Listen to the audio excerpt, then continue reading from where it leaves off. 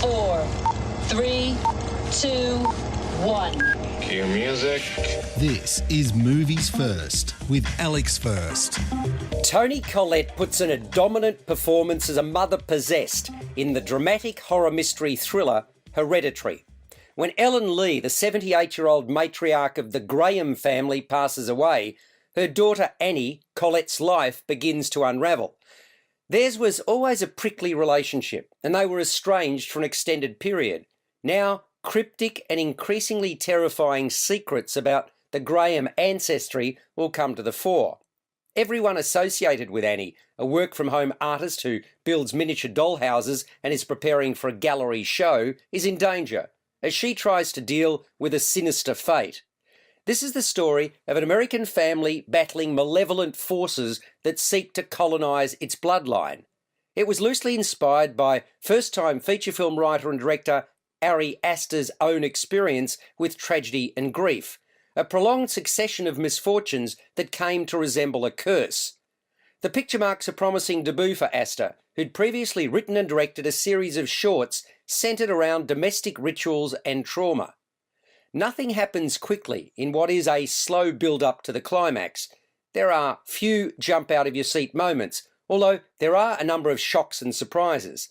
The events depicted become more and more disquieting. Put another way, the weirdness gets weirder before becoming quite overwhelming. Most of the action pivots around Annie Graham, who we find out has always had issues. It's just that, of late, they've got right out of hand. You're listening to Movies First. For more, like us on Facebook and follow us on Twitter. I mentioned the weird goings-on in Hereditary. From the outset, you're in no two minds that there's something decidedly different about 13-year-old daughter Charlie, played by Molly Shapiro. She's odd and had a strong connection with her maternal grandmother. I was less convinced about the performance of Alex Wolff as older brother Peter, who to me appeared restrained. And Father Steve, Gabriel Byrne, clearly took a back seat to Collette. Hers was a significantly showier role.